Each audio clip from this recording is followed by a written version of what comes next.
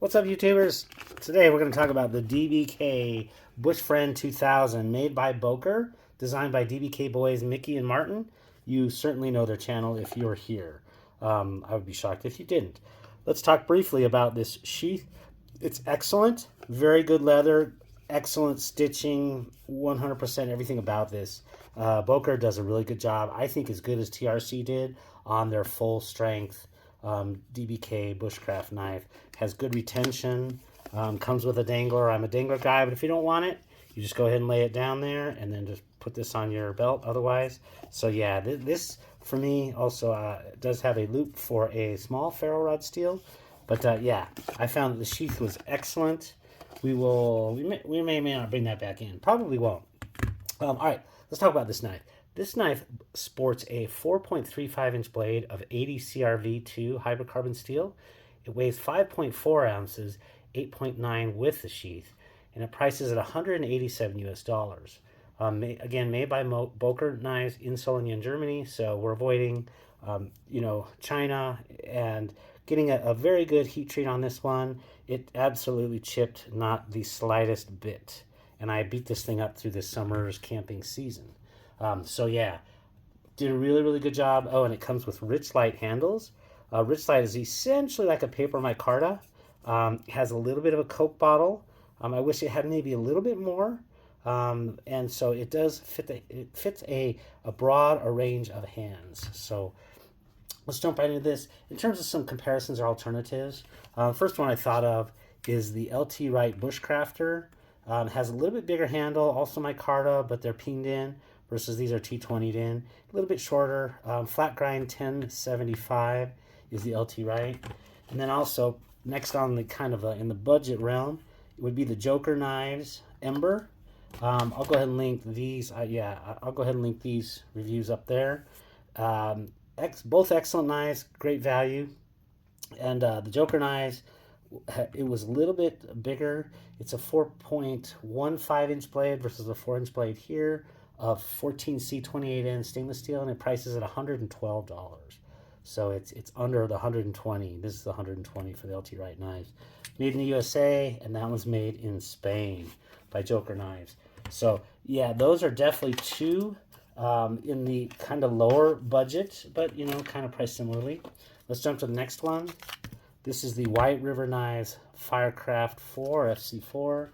4-inch blade, again, a little bit smaller, wider, and a little bit thinner blade stock, and the handle's about the same length.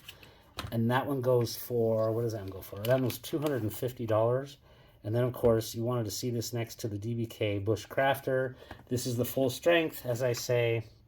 DBK Bushcrafter, designed by those guys as well, made by TRC Knives in Lithuania. That is a 4.05-inch blade of Elmax Super Steel, and it prices at $400. So micarta, Rich Light micarta.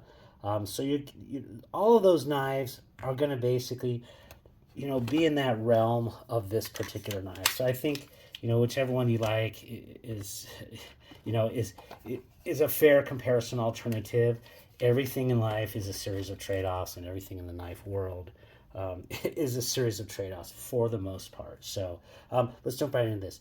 The pros of this knife: this is great all-around size. Like I talked about, it is a little bit thinner blade stock than the LT Wright, and also the White River Firecraft, but it's a little bit thicker blade stock, thicker blade stock than the LT Wright and the White River knives, but thinner blade stock than the Joker Knives. So it's great, a little bit stronger, and it does, with that extra width, split wood a little bit easier than those other thinner ones.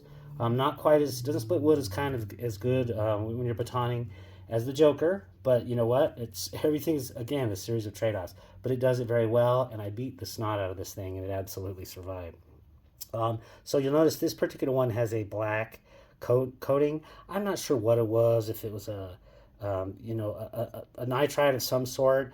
I don't think it's DLC, probably just because when I struck it with the ferro rod, it did come off. So I'm not sure if that would be that. It did hold up better than I thought it did, or than I would when I first got it. And I was thinking it might be like paint, like one of their their automatic knives, their Boker Plus knives. No, this is definitely not like a paint. This is a PVD of some sort, a coating that doesn't come off easy. Again, you can see this following an entire camping season. It survived just fine. But talking about the all-around size, it fits my medium-large hands. It can fit some bigger hands. It's a little bit smaller than I'd like, but it does fit it, and it also fits my wife's small, tiny hands. So I'm a medium-large. As I always say it, I'm a medium at Harbor Freight size gloves, and I'm a large at Costco size gloves. So there's that. And I like the fact that they made the 4.35-inch blade a little bit bigger than their original bushcraft. So that part of it, I think, was better as an all-rounder. You have that little extra distance for cutting stuff that you need a little bit longer for, and also even you can split a little bit bigger logs for batoning that the original bushcrafter is going to struggle with, just because you're not going to have that little tip to bang on when you are doing that sort of thing. So I think on the whole, the overall size of this is excellent. I already talked a little bit about the blade coating. It stayed quite intact through beating it through a lot of wood and cutting all sorts of stuff. I cut food. Yeah, did well. So it did better than I thought it was going to do. I thought it was going to scrape off a little bit more. So like I said, I don't exactly know what it was. It's just coated. The Richlite handles, essentially, again, paper micarta. Paper micarta is one of those things that when it gets wet, it actually gets stickier. So these have a nice little texture on them, just kind of like a blast on them. But when they get wet, it even gets stickier and better. So yeah, I'm a huge fan of Richlite. And on this knife, did a really, really good job. So like that. Also, the fact that they did put these on with T20 Torx screws, given the fact that it's a little bit thinner than I'd like, I might actually make my own spacers for there. Just put in some spacers, just the slightest bit, and we'll see if I have enough thread to get that on, the receiving barrel. So yeah, I hope so, because I think I do actually want to make this just the slightest bit wider, just the slightest bit. The deceiving spine, it was so dang comfortable that there's no sharpness at all for your thumb. You can press down as hard as you want. But I was thinking, oh, you know what? It's not going to be sharp enough with the coating and with it being so comfortable to spark a ferro rod. It did excellent. So the deceiving spine, I thought, was a very good thing. In terms of it struck a ferro rod spark, and also super comfortable. So appreciate that. And the sheath, we already talked about that. The sheath has everything that I like. It was excellent. There's not a single complaint over this sheath. So good going, Boker, on that one. In terms of the cons, a little bit thin handle, as I kind of mentioned, for my medium-large hands. I think guys in Netherlands probably just have a little bit smaller hands than folks in the USA. So yeah, this one I did measure was 0.75 at the widest of this Coke bottle here swell, but it was 0.80, and on their original bushcrafter. So yeah, I could tell that right away. I was like, oh, you know what? I think it's just a little bit thinner. That's nitpicking though, right? Let's be honest. The price might be a bit high against comparable stainless ones. At $187, I don't even know if I said that. It's $187. So I'll flash that on.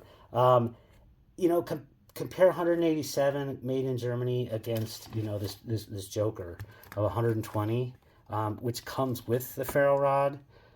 Similar stuff, 14C28N versus 80CRV2. Everything else is comparable. I was like, that could be the one drawback, but I understand things may be more expensive to make in Germany, just like things are much cheaper to make in China if you want D2 steel, or don't mind D2 steel for anything. So yeah, that may be a little bit on the con side. And then of course the flat grind, not a full crab, but a high saber flat grind with the V edge. It doesn't do the absolute best for feather sticking. I'm not the greatest feather sticker anyway, but I can definitely tell one that has a convex edge or a convex grind or a Scandi. Those all just make it very easy for handling of wood. On the whole, though, like I said, this one through a season, not a single chip. Did really, really good. So I know the heat treat is very solid on this one. Overall, I would say this is a Goldilocks fixed blade all-rounder. Great for camp. You can use it for food. After you bust through tree and you get junk on it.